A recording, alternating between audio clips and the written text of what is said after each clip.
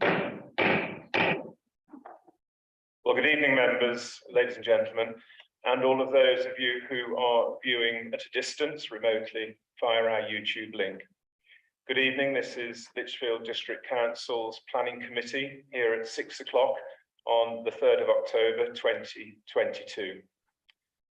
We will start off with the apologies for absence, and I have presented to me the following councillors: Councillor Baker, Powell, Councillor Barnett and Councillor Wilcox. Do we have any other apologies? So there are 4 apologies for absence from this evening's meeting. Members, could I ask you please, do we have any declarations of interest this evening? It would appear that we don't. Thank you very much indeed. Therefore, we can move on to item 3 on the agenda, which is minutes of the previous meeting. You've all had a copy of those minutes circulated electronically. Hopefully you will have read them, of the meeting which took place in this chamber on the 5th of September 2022. And if you're happy that they represent a true and correct record of the proceedings on the 5th of September, I will sign them. Thank you very much. Thank you.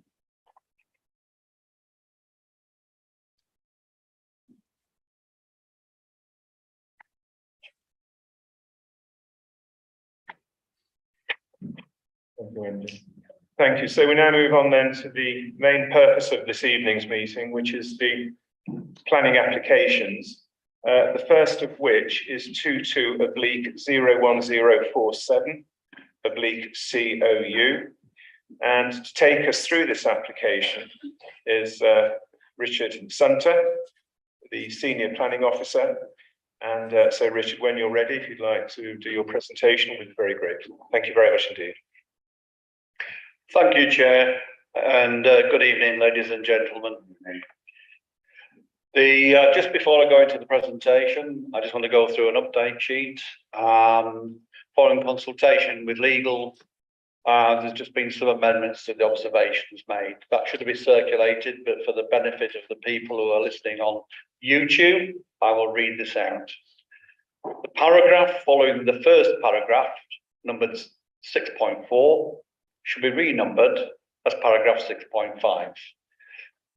And the wording in the new paragraph 6.5 should be amended to read, in respect to the assertion that if permission was granted, it would set a precedent for future development. Officers advise that as the application is broadly policy compliant and acceptable in planning terms, it is not considered that the precedent argument is material in this case. Consequently, the issue of precedence should be given very little weight in these circumstances. I'll now move over to the presentation.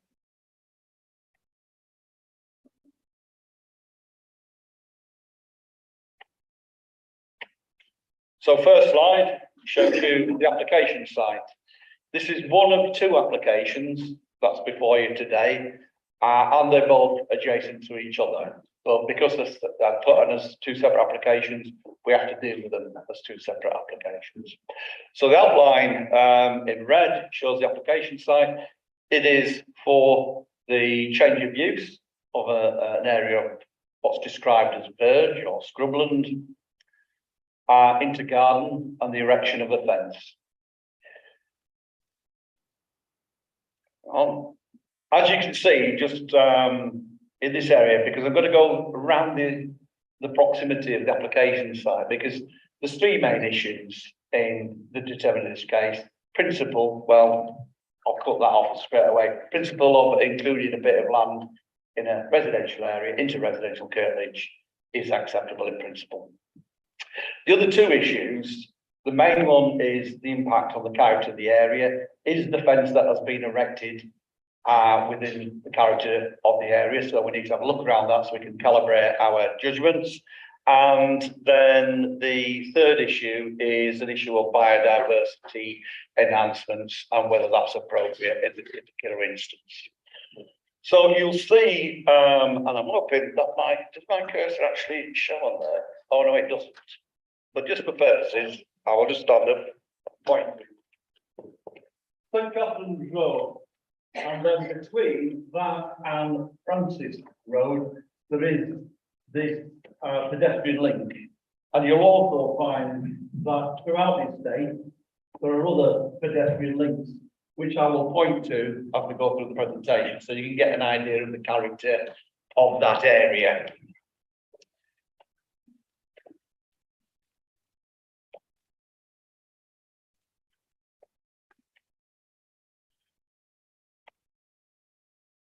Moving on, this is the fence that's been erected.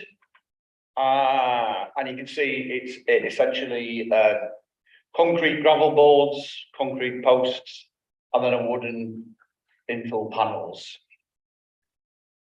And you can see the directions there on 4 and 3. Just go back, so I think I've just missed a slide out for you. And again, another view. This time you can actually see on the photograph that area of what's called verge or wasteland or scrubland has been taken and accommodated into the gardens. And you can see how much has been taken by the remaining bit on that corner where it hasn't been included into the gardens.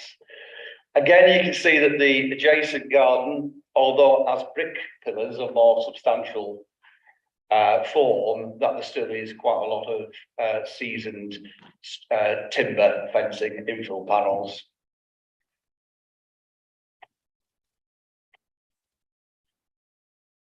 That shows you that footpath that links the two roads together, St Catherine's and Francis Road.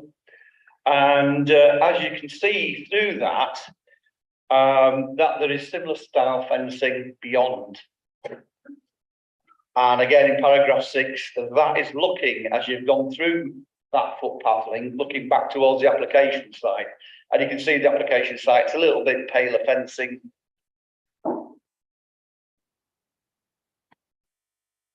And then fencing that's already been erected and already there in existence.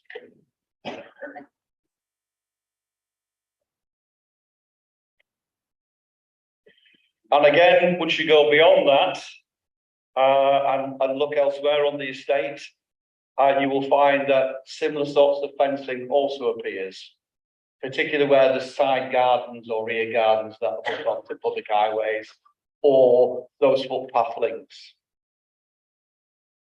And again, there's another example there. What's actually happened, just to put these in context. These two are the application properties. So the application site, that little bit slither of land is there. So you've only walked around the corner and you're peering down this boundary, along that boundary, and again you see a very similar style of fencing, albeit more seasoned as things do over time. And elsewhere in the estate, a little bit further up, you go around the corner into Giles Road, and again you come across a very similar style fence. In contrast, and I wish I could have found you a Google Earth image that was more up to date, but the latest one that we can get is June 2009. So this shows you how that little area of land looked before the fences were erected. Now it is green, and what's put there is different to what was there at that stage. However, the question to ask is what's been put in its place in character with the area? And officers, having looked at the different boundary treatments immediately adjacent to the site and around the site of the wider estate, are of the view is that yes, it's in character with that area. It's not an industrial type fence, it's a type of fence that you will find throughout a lot of suburban areas of this age. Got some just some details, show you the works that have been proposed. And that ends the presentation. The only other thing that I will add, sorry, Chair, is an issue of land ownership which was raised today, and it's been raised by a number of people who've been concerned about land grab and land take.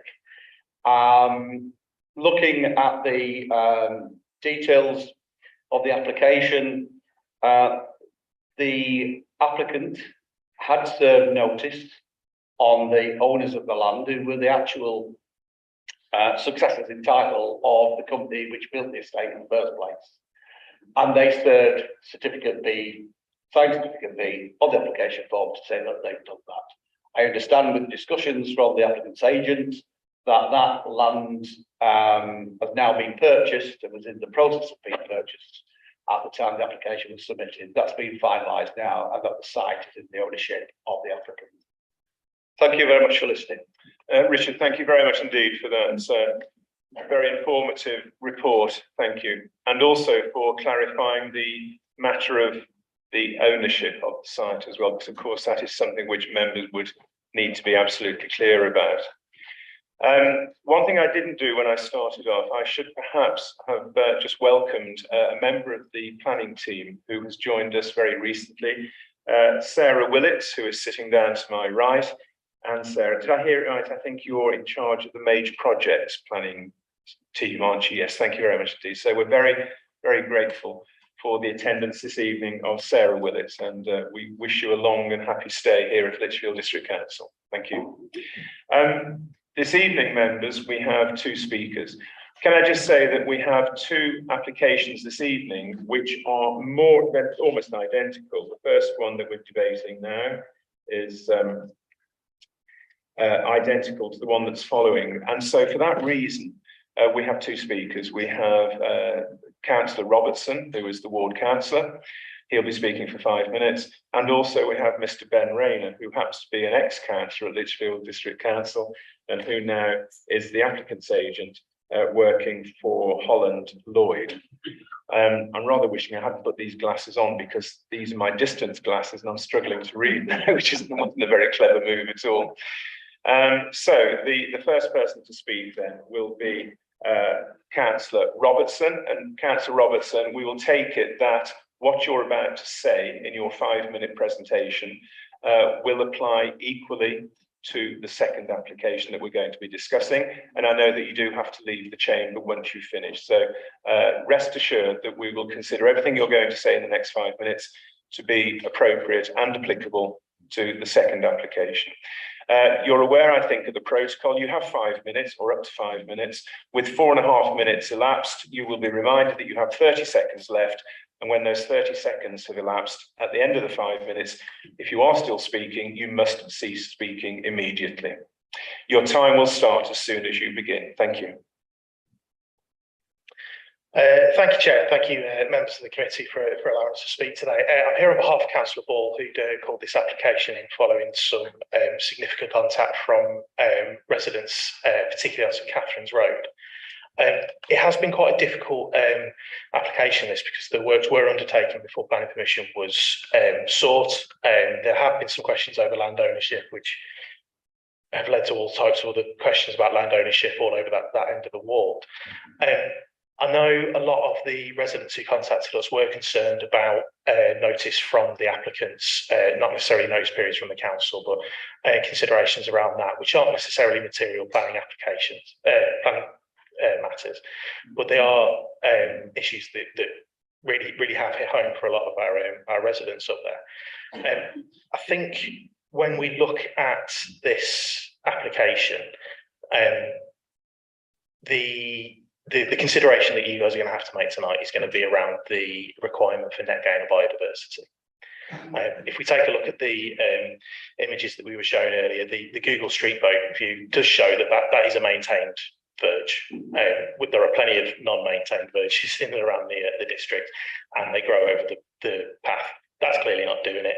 Okay, the image is very old, but that is clearly a maintained verge. That is it's a habitat, small one. Yes, it's around the corner from an area of open space, etc., etc. But it's difficult to see it on that image. But there's one primary makeup to that verge, which was kind of blackberry bushes. But there were a variety of other things growing underneath us, a little bit of grass and some other plant life coming through. I'm not going to try and pretend to be some type of expert on zoology or I can't remember the word now, but you know what I mean. The requirement for net gain of biodiversity is one that we should all be very, very, very keen to maintain, not only because of the reputation of this council, we've been very closely lauded by Westminster for the strengths of that policy, and it's now been incorporated into national planning for a reason. Not least because the requirement to protect biodiversity is one of the strongest weapons that we have to tackle the climate emergency. And we were all in the chamber when that climate emergency was declared in December 2019. That policy states that all development in this district must achieve a net gain of biodiversity. It's very, very, very clear. And it is down to the applicants to show that any planning application does achieve that net gain for biodiversity. In this particular circumstance, there is nothing in the application to suggest that net biodiversity has been increased. And in fact, when you look into tonight's papers, in paragraph 4.2, the papers do say that, and it's the final paragraph on the bottom of page 8, if anybody's following along, the proposal in question would generally fall below the threshold for what would be considered proportionate to provide a net gain for biodiversity when dealing with a new development. Then carries on to say that it's noted this area would be retained as garden area, which is likely to include planting in the grass area. It's therefore concluded on balance that although the proposal would not be in strict accordance with policy NR3 of the local plan, on balance the proposal is acceptable without requiring any net gain for biodiversity. My reading of that is effectively saying that because this is a retrospective application, that policy need not apply. That is a very difficult situation for me to agree with. And I think as we look at this, the fact that it is a retrospective application should not mean that those requirements for net biodiversity gain are no longer relevant.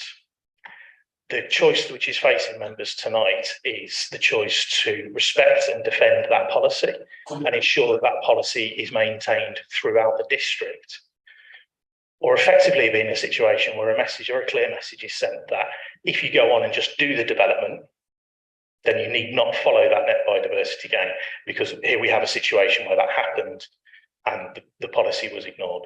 So I think the question for members of the planning committee tonight is exactly whether that net biodiversity policy is worth defending or not. Because it's very clear to me that if this was an application before development had happened, this report would say it's not doing enough on net biodiversity, so it should not be recommended for acceptance. The fact that it is a retrospective is what's changed this into being recommended for approval, and that is something that I think we need to be very, very, very careful about agreeing. Thank you, members. Councillor Robertson, thank you very much indeed. And I know that you have to be somewhere else shortly. So when you have to leave, obviously feel free to do so. We're very grateful for your attendance this evening to represent your constituents. Thank you. We now move on to the second speaker, and this is Mr. Ben Rayner. And Mr. Ben Rayner is the applicant's agent, and he's representing Holland Lloyd. And Mr. Rayner, I know that you're going to be speaking just once as well, so at least this will be an even-handed approach where members will bear in mind that both representations, both from the applicant's agent and the ward councillor, will be treated similarly and in a very even-handedly way. So please bear in mind that everything that Mr. Rayner is about to say will be applicable and appropriate for the second application as well when we come on to that. Mr. Rayner, you have 5 minutes, and you know this already, but with 30 seconds to go, you'll be notified, and then you must stop speaking once the 5 minutes has elapsed. Thank you very much. Councillors, Chair, thank you very much for your time this evening. I appreciate it. 2 items is a lot to come out for. I was speaking on behalf of the applicants of 76 and 78 Charles Road today. I appreciate the context, as it's been alluded to already, is near enough exactly the same. Both refer to scrubland to the rear of their properties that's been changed into residential gardens. And I thank the officers and the planning authority already for the application and their work on this proposal and for delivering this report to you and their recommendation for you today for approving this scheme. I appreciate that residents along St. Catherine's Road have commented on this application, and also the reasoning for the councillor called in today. And so I do appreciate Councillor Robertson for speaking today. However, I'd like to clarify the applicants for both applications own the areas considered in this evening's planning permission, and they will be utilising these areas for their own enjoyment as residential gardens. Therefore, there are three matters which are being put forward to you, and I would like to just start with the first one, which is ownership. Is whether land ownership that is bound by your garden and in your ownership entirely should be considered and changed use to garden space from scrubland. The officers already alluded to that it should be in principle acceptable to you all tonight. Secondly, whether the boundary treatment is appropriate in a residential area. Again, it's been evidenced this evening that this is an appropriate boundary treatment for the local area, and I therefore support your officer's recommendation again. Thirdly, biodiversity, and again, clearly there's a disadvantage with a retrospective application in understanding what was there before, and the 2009 Google Street View image is a challenge to ascertain exactly what was there in recent terms. It is clear, and the applicants have alluded to me and explained to me prior to submitting this application, they will form garden space. They would like planting and turf and whatnot to be within their garden space. They were waiting for the application to be approved before, obviously, the expense of further landscaping in terms of turf and plants and trees that they may put in there. But there will be commonplace garden plants there, which will offer some biodiversity within the land ownership as well. The proposal is in keeping with a residential area, and the boundary forms an appropriate material and type in this area. The proposal also that was raised in the officer's report and comments made of things such as highway safety and residential amenity, all of which have been mentioned and explained in your reports. And there is no change to either of these due to this application. So I just wanted to clarify that there's no impact on the privacy of residents because the dwelling houses are not increasing in size, and there's no actual separation distances that have altered due to this application. The proposal is wholly appropriate in this location and is considered that development would not cause harm to the character of the area. Therefore, I recommend that you support your officer's recommendation for approval today. Thank you. Mr. Rayner, thank you very much indeed on behalf of the applicant. There is the applicant's agent. Thank you. Members, you've heard then both sides, if you like, of this application. You've got the ward councillor who is representing the views of those who have a few grievances, and then you have the applicant's agent who is propounding the reasons why this should be accepted. Right, I haven't seen any. Sorry, yes, of course. Do you wish to come back on that? Yeah. Yes, okay. So I'm just going to ask Richard Sunter then to answer or to probably bring some more points forward. Thank you very much, Richard. Thank you, Chair. It was just on the point of biodiversity uplift. I can assure the councillor and the members of the committee, the fact that this was retrospective did not play any part whatsoever in our determination of whether or not there should be biodiversity uplift. The policy is what it says. All development should have biodiversity uplift, but in reality, there are a number, there comes a point when does that really apply? When is it necessary? Because we deal with an whole range of applications that end up being so minor, to ask for the biodiversity uplift is utterly disproportionate. For example, the other day I was dealing with an application to sign it off for replacement of flats. They had a wooden balustrade to a glass balustrade. To ask for a biodiversity uplift on the basis of that seems to be utterly disproportionate. In general practice, we will try and get biodiversity uplifts for things going down to two-storey extensions.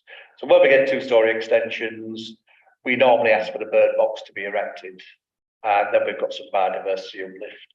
Fairly small biodiversity uplift, but it's a fairly small development. And looking at this, officers were of the opinion that actually, again, for that biodiversity uplift, it would be disproportionate to put on that for something of this nature. Now, that's a matter of judgment. Members are entitled to judge otherwise, or when it is appropriate or maybe not appropriate to ask for biodiversity uplift. If you decide that it is appropriate for biodiversity uplift, then we need to have some consideration about what form that should take. Is it the erection of a bird box, which would be similar to what we would expect for a two-storey extension? Would it be maybe the planting of a tree? I think to go as far as starting designing people's rear gardens is going too far, but there could be things which we do ask if you thought it was appropriate to do so. Thank you, Chair. Richard, thank you very much indeed for just that little bit of clarification there, which is greatly appreciated. Councillor Salter, I believe you wish to speak. Thank you. Thank you, Chair. Yes.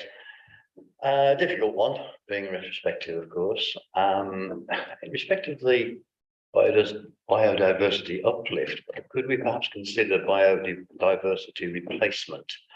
And you've already alluded to the fact that we might suggest certain plants. I mean, there's plenty of garden plants that are ideal for wildlife. Buddleia comes to mind for butterflies, etc. Is there a way we can put a condition that the very end of the garden, perhaps even just clematis on the fence, so that it helps the biodiversity? The other point as well, if I may, on the look of the fence, and I appreciate, yes, there are similar ones around the area, but if there is a house directly now looking at that, it is quite stark. The plain concrete gravel boards and posts are quite white for many years. And I had a similar situation in my own garden where, looking out of my own kitchen window at my own fence, it was not an eyesore exactly, but it was certainly very visible. So I simply painted the posts and the gravel board with the fence paint, and it turned into the same colour, and it's almost invisible now. Could we perhaps ask that that be done for the sake of the neighbours who are looking directly at it? I'll hand over to Richard. I think, Richard, you wish to come in here. Then. Yes, thank you, Chair. Yes, you could ask for the fence to be painted, ask for a scheme to be submitted for the painting of the fence. I think the concrete is a little bit harder to paint without it flaking. It can look probably harder later, but I mean, technically, yes. If you thought that this was of sufficient harm. In terms of biodiversity uplift, again, perhaps specifying a tree or trees to be planted rather than a climber or something. Maybe a species which is more appropriate in a limited garden space. For example, it could be silver birch, could be rowan, something like that. We certainly rowan has berries and therefore as a feeds wildlife in terms of both the flowers it produces in summer and the berries and fruits in autumn. We could ask for a landscaping scheme. I don't know whether the agent would you accept such a condition? For a landscaping scheme? Oh, well, for a planting scheme, for some replacement planting. Some replacement planting, no, if it's proportionate. yes. Right, so that could be asked by a condition if you thought it was appropriate to do so. Thank you very much, Richard. Yes, I think the point was made that it's very difficult when you start trying to design people's gardens for them. We wouldn't normally go that far, actually. It's not something that we tend to do at this council. I think, was it Councillor Cross? Councillor Cross, then Councillor Evans. Thank you. And Councillor Anketel. Thank you. Thank you, Chair. I'm concerned about the stability of this fence. I noticed that the enforcement officer, when he was called out to look at this, he was very concerned about its stability, with it being a concrete post and concrete gravel boards, effectively. And I can see why he was concerned is because the land, according to the agent's report, is on a slope. Coming down to that, I would have thought the previous wall was a very nice wall. It was a brick wall with brick pillars, and obviously acting as also a retaining wall. I would have thought for the sloping land. Looking back on the weather we've had this last year, and when it's rained, the water just runs off the ground. It doesn't soak in. So I'm a bit concerned about whether this wall is really going to be suitable. I see many of these concrete post and concrete gravel boards that's buckled due to water pressure behind them. And I don't see that there's been anything that's been done behind this wall to soak that water up that's going to run down off that sloping ground. Can I have your comments on that? Richard, if you wish to come in there, because you've visited this site, I take it, haven't you, Richard? I visited the outside of the site. Okay, thank you. Yeah, Chair, I visited the outside of the site. I've actually been on, the case officer went on. I do believe that there might have been some slight regrading taking place. There was nothing to suggest that the works were major. And in terms of the stability of the fence, in terms of the gravel boards, just be aware that if you were to try an enforcement action on this, the first metre height of the fence will be permitted because you're unable to go 1 metre high adjacent to the highway. So even if we thought that, hang on, we don't quite like this fence, we want to get it reduced or whatever, you could only reduce it down to 1 metre, and that issue would be just the same as it would be for a permitted development fence. Councillor Cross, please. Thank you. But the enforcement officer, he recommended that an engineer looked at this and some calculations was done. Did that happen? That was our own enforcement officer for this council. Did that happen? And was the figures looked at? It did not happen. It was found to be disproportionate for the amount of works that were being done. If it was, a retaining embankment, then yes, I would think it's well proportionate to do that. But for the changes that I saw in front of us at the moment, there's no indication that there's instability or that it is proportionate to ask someone to go through engineering calculations. Okay, I mean, if I can just make the point that in my village, Armitage with Hansacre, that there has been quite a proliferation of this type of fencing. It's not something which I particularly like, but it is becoming quite common. And I think one of the reasons is it's a very easy type of barrier to erect. And with all due respect, it's a relatively cheap form of barrier to erect as well. If you had to build a brick wall, a 2 metre high brick wall, that's very expensive. Timber fencing such as this is a reasonably priced option. So one of the reasons why we're seeing a proliferation of this is because it's very, very quick to erect. It's effective, it creates a barrier, and hopefully it's reasonably long lasting as well. Councillor Cross, had you finished or did you want to come back with anything else, please? I'm finished at the moment, Chair, I think. Thank you very much indeed, Councillor Cross. I'm going to go on to Councillor Anketel now, please. Councillor Evans was first. Thank you. That's very kind. Councillor Evans, please. Thank you, Chair. This is probably an answer. I'm going to be told no, but is there any space on the verge in order to plant something on the outside of the fence, or does the fence come right up to the edge of the pavement? There is a slight gap, but I don't think it would be anything so large to allow anything meaningful to be planted. Certainly nothing which would grow so high as to camouflage or screen the fence. There is a photograph. I can actually try and find that for you to have a look at. I think the fence more or less abuts the footpath, doesn't it? Almost so, Chair, but not quite. There is a slight gap. I was just thinking of what we were saying about planting. It's difficult to make a condition inside for the garden, and I was just wondering whether there was any possibility of that, but I appreciate that there probably isn't. I mean, as with Councillor Robertson, I'm no botanist or gardener either, but you wonder whether perhaps there would be room for a little bit of something like heather or whatever, just to break up the austerity. But yeah, can I just go on to Councillor Evans? Have you finished? Is that your question? Is that your only question? Thank you very much. Thank you. We'll come on to that in just a moment. Councillor Anketel, please, and then it is Councillor Ray. Councillor Anketel. Okay. Thank you, Chair. I've got 2 queries, possibly 3. Does the fence go straight onto the road, or is there an actual pavement between the fence and the road?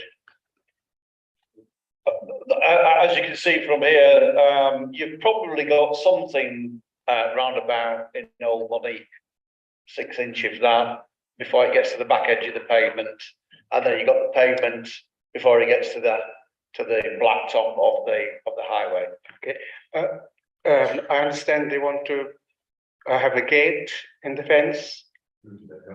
There's gates incorporated, as you can see in the photographs. So those have been incorporated, and we would be looking to see whether those are appropriate or not under this consent. I would want a condition that the gates would open inwards rather than outwards.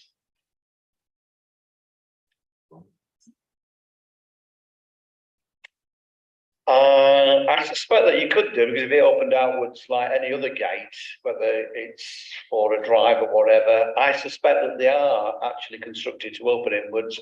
Maybe that's something that we could address to the agent, if that's appropriate, Chair. If they opened outwards, they could knock somebody over walking on the pavement. Exactly, yeah. Normally, the protocol here normally is that we don't engage with agents or speakers, if I'm honest with you. Claire, I'm just going to ask you, Claire, for your input here, please. As I say, we don't normally ask for any input from speakers or agents at all. That's correct, Chair. Yes, we don't normally do that. I think the plans do show the relationship of that fence anyway. If you move on the slides, there's the one at the end not show the relationship. And by look at the design from the photos, that looks as though that fence opens inwards rather than outwards. But we could put a note to clarify that if the plans don't specifically state it. And we could do that by a condition. Thank you very much. Okay. So that's a point very well made. Thank you, Councillor Anketel. We'll come on to that. Yes, one further point as well. Yeah, one more query about biodiversity. Grass does add to help biodiversity. Plants are better. It's not for us to design somebody's back garden, but if we could ask that there would be, say, a 1 meter strip which is not concreted over or pebbled over or paved in any sort of way, that would enable something to happen there. Okay, that's a very good point. Yes, thank you very much. And I'm going to go on to Councillor Ray now, please. Thank you, Chair. Just 2 points. So about the biodiversity, 4.2, where the comment is made that on balance, it was felt it was acceptable without requiring any net gain. I'm just interested, was the judgment there is quite a clear judgment, or was it sort of fine judgment? And secondly, we've had a bit of a discussion about whether we have any foliage, any planting outside the fence, inside the fence, in the person's garden.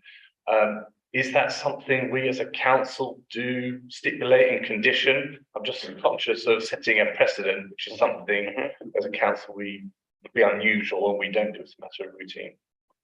Councillor Ray, I'll just step in if I may. I think you're absolutely right. I think in my time on the planning committee, I can't ever remember an occasion when we have conditioned something like the contents of a person's garden. I do think that may well be rather too intrusive. I've got Councillor Salter and Councillor Birch. So I'll come on to address that point in just a moment, Councillor Ray. Councillor Salter, then Councillor Birch, please. Thank you, Chair. Yes, on that very point, actually, do we not often say that trees have to be replaced if they are removed from a garden during development? And that's the same sort of thing, isn't it? All right, okay. As a quid pro quo, perhaps. Yeah, I'll just ask Richard Sands to come in here, please. I don't want to get too bogged down with this actually, because we are discussing the erection of 2 stretches. Well, 1 stretch for this one of 6-foot-high timber fence with concrete posts and gravel board, which, when all considered, is a fairly minor development. I don't want to get too bogged down with it, if you don't mind. May I come back on just? Of course, yes. First point about the colour of the concrete. Concrete can be painted. There's lots of products out there. You paint your house if it's rendered, it's concrete. I understand, thank you. I'm just taking a precedent of our village, and we have gravel boards, we have timber fencing, and we have myriad colours, all sorts of arrangements. And I don't think I've had too many complaints from residents about anything like that. So in a way, I'm trying to keep this in perspective. We had Councillor Salter and then it was Councillor Birch, please.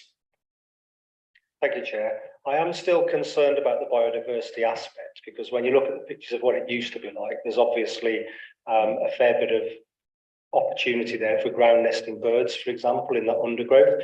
So I don't think it would be unreasonable to ask for bird boxes, etc., to be put up. It's not a great expense or inconvenience to someone to stick a bird box on the side of their house, and I do think it would help to mitigate against that loss. Just a question really as well around the original allocation of that land, because clearly it was designed into the housing estate rather than originally being incorporated into somebody's back garden. So I was just wondering whether when it was originally built, there would have been any conditions around that to say there had to be a certain amount of land that was allocated for open space, biodiversity, scrubland, etc. Because otherwise I can't really understand why it wasn't just put into a back garden in the first place. Okay, that's a fair comment. Thank you, Councillor Birch. Richard Sunter, please, if you can just come back on that. I suppose it is a valid point, which all members have probably considered during this debate. Please. Yeah, Chair. In terms of this, unfortunately, the passage of time, we would not be able to find out what was the intention of leaving that. What I can say is that generally now, local authorities are a lot tighter on this sort of situation arising, where there have been little bits of land that were left over from estates that then need to be tidied up or become problem areas because people dump on them. So I think it was very much a product of its time, to tell you the truth. In terms of biodiversity, going back to that point again, in order to put it in perspective and probably explain a little bit more about officers' thinking, is that there are a number of things that you can do under permitted development. Still development is permitted, you can do it like that without recourse to the local planning authority. One of those is putting up a 2 metre high fence, usually not adjacent to a highway. It's a separating your property from somebody else's, erected along a boundary, whether or not there's a hedge there to begin with. You can put up single story extensions, you can put up garages, you can do all those things. There's no requirement in any of that for the biodiversity uplift. And that's why officers were thinking with this, as the chair was saying, is so small that where does it become proportionate to do so? So I'm going to understand people's concerns. If you were minded as a committee, then one of the options could be asking for a bird box. We do that with 2-story extensions. As you say, it's not a great expense, but again, it's not something that we regularly do for this type of application or this scale of application. Thank you, Chair. Thank you very much, Mr. Sunter. Councillor Humphreys, please. Thank you, Chairman. 3 small items. Fencing, within 12 months, it will have changed colour with the normal weathering. Biodiversity, it's a very, very small proportion of what is the amenity area next to it, which I can see from that photograph has got a considerable amount of biodiversity on it. And the third thing, for clarification, the garden that's done it with the brick and fence, is that number 80? And then the 2 that we're looking at are the new fencing with the 2 gates. Is that correct? Yeah, Councillor Humphreys, the one that you're looking at on the right-hand side, that fence is still stepped back from the pavement. So that still has the green border in front of it. All right. Okay. So that is not. So there is a step back. There is indeed. Yes, there is. And that step back represents the amount of land which has been claimed by this particular homeowner. Okay. It's not a full fence panel. It's not. No, it's not. It's about half a fence panel. It is. Yeah. Thank you. Members, I understand the importance of biodiversity net gain. I do understand that, of course I do. I think the point has been made by Richard Sunter that we have to be proportionate here. We've had the suggestion that from I forget who it was now, one of the members, to say that you can have ground nesting birds there. That is a possibility, of course. If we were to impose a condition for a bird box, then I think that would assuage some of the concerns being expressed by members. I'm very reluctant to start being prescriptive in terms of dictating to a homeowner how they should plant their garden. I think if I express the view that I would like to think that they will take a responsible attitude and they will realise that there needs to be a quid pro quo. They are taking away vegetation. I'd like to think that their own sense of responsibility, if you like, would suggest that they ought to make sure that something is reimposed within that garden space, which would be perhaps equal to what they were taking away. I think we can only ask or assume that the homeowner will take a responsible attitude. I'd like to think that people do take these concerns seriously. Okay, I'll come on to you, Councillor Chetland, in just a moment. So the bird box, I think, is something which we could ask for, and I think that's reasonable and proportionate. Beyond that, and certainly in terms of asking for a particular appearance to be created, I think from our planning perspective, that might be going a little bit too far. And as I say, in our village, we have lots of different wooden fencing, and it seems to blend in with the surrounding area reasonably well without too many complaints from residents. Councillor Chetland, please. Thank you. I just wanted to propose that we approve the recommendation with the additional condition of having a bird box. Thank you very much indeed. Thank you. Do we have a seconder for that, please? Okay, thank you. I'm going to take Councillor Salter. No, Councillor Salter, you can second it. Thank you very much indeed. Did you wish to say something as well? I'd just like to query one point that the officer made. I just wanted to clarify. There was mention of the gate. And I think the officer said you're finding out whether that is permitted or not. Does that come in this?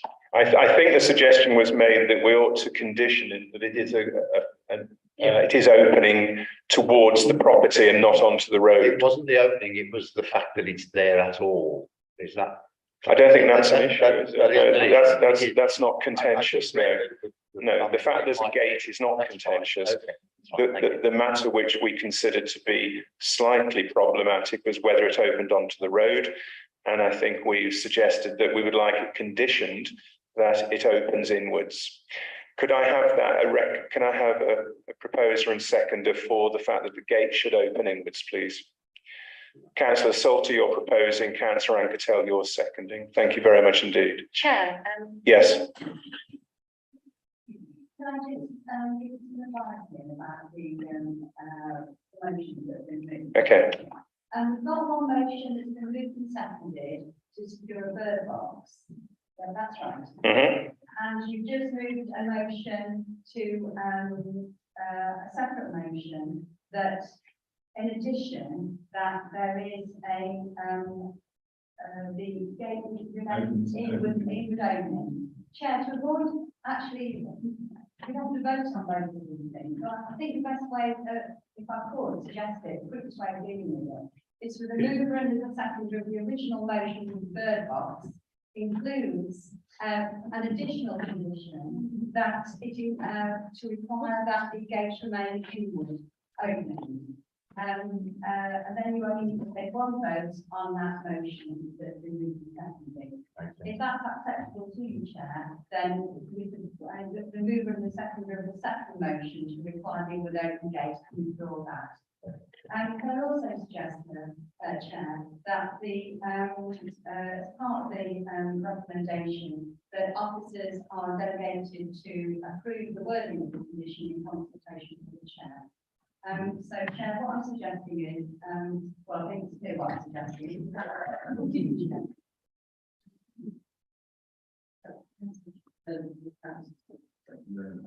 So thank you very much indeed there to the legal officer. So we have it at the moment then that the proposal is to abide by the officer's recommendation, which is to approve, but with that, with the incorporating a bird box and also that the gate must open inwards. And that has been proposed by Councillor Chetland and seconded by Councillor Salter. And members, could I please ask you to vote on that basis, please? So those of you who are in favour of approval of this application with the incorporation of a bird box and also an inward opening gate, if you agree to that condition, could you please raise your hands?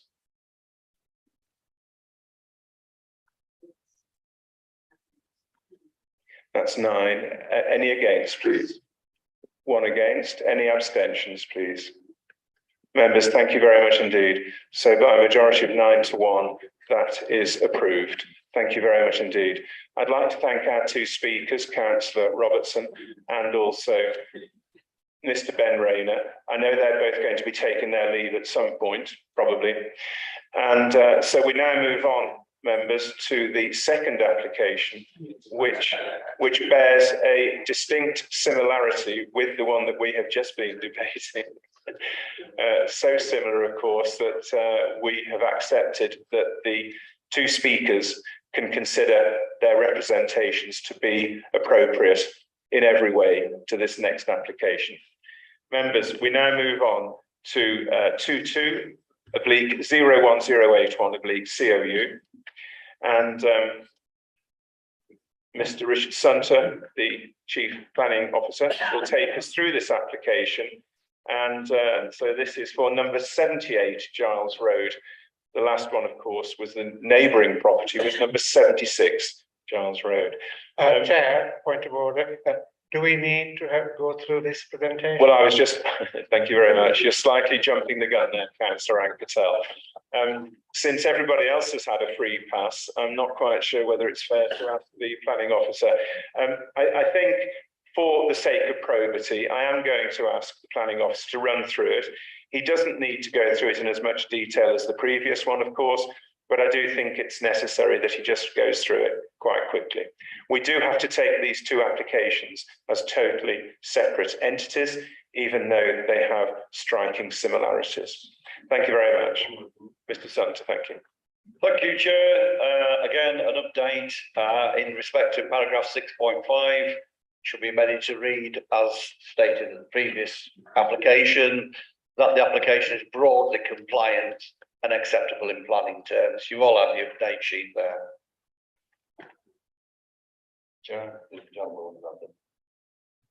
Councillor Powell, please. Can I just say, Councillor Powell, you are now incorporated into this meeting. At first, I did, when you weren't here, I thought I may have received an apology from you. So I actually gave your apologies, and then 5 minutes later you walked in. So you are here. Anyway, Councillor Powell, please. Well, firstly, my apologies, Councillor Chairman. Blame HS2, their machinations on the A38 caused numerous problems, as we all know. So I do apologise, but I blame HS2 for that, as I do for most things. Yeah, I was just going to say, having done this before, done all we've done, how about we attach the same conditions and say all those in favour, please show, and let's get it done. Thank you. Councillor Powell, thank you for that. But I did say, I just wanted, for the sake of probity, just to run through it. The protocol would normally suggest that we have the presentation, and then we can certainly come on to, excuse me, considering what you've just suggested. Thank you very much indeed. Just bear with us a moment, if you wouldn't mind. Richard Sunter, please. Thank you, Chair. The application site is the site next door, shown in red. Number of photographs, again, aerial view shown in red. These are the street views. You can see the fence, you saw it in the previous one. I will just go and remind you that throughout the estate, there are similar sorts of fences. As you can see, and as you've already seen throughout the estate, these are matured, so they're maybe not quite as brash as the application that's in front of you, and a reminder of what the site looked like at the end. You know the issues, there's 3, the principal, what the fence looks like, and the biodiversity. So those issues are exactly the same for this particular application as they were for the other application. Thank you for listening. Thank you, Richard Sunter. The two gentlemen speakers, if you wish to say anything, you obviously have the right to do so. But at the same time, if you wish to say nothing, then you have that right as well. If you wanted to say anything, you have 5 minutes. No? I think that's a no from both. Thank you very much. I thought I would just give you that opportunity. Thank you. Okay, members, Councillor Powell did suggest that because of the similarity of these two, I would hope that by now you have noticed that there are some striking similarities between these two. So much so that it was suggested by Councillor Powell that if we attach the same two conditions as were approved with the last one, I'm just looking at the legal officer now, is this protocol perfectly acceptable where I just say that we accept the conditions as imposed previously?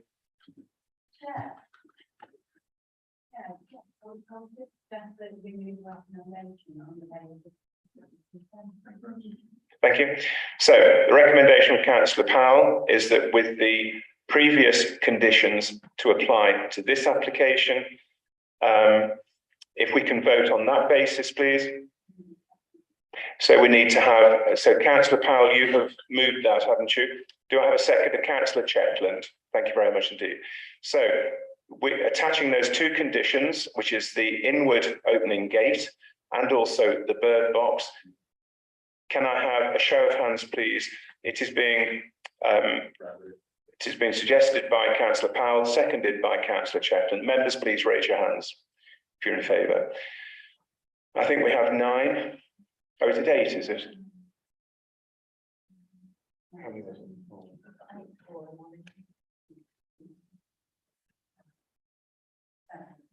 It's 9. It's 9. No. So it is 9. Thank you. And those against, please. We have 1 against. Members, thank you very much indeed. With a vote of 9 for and 1 against, that application is passed. So I do declare that 22/01081/COU, which is number 78, Giles Road, Lichfield, that application has been approved. Members, I thank you very much indeed for your deliberation this evening. I'd like to thank the officers as well for their contributions. And I would also like to thank Christine Lewis for operating the high-tech equipment we have here tonight. And also on my left, the clerk, which is Wendy Johnson. Thank you.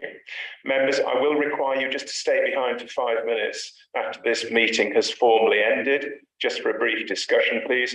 But with that, I bid you good night. And to everyone who's watching remotely, thank you very much for joining us. And we look forward to seeing you in 4 weeks' time.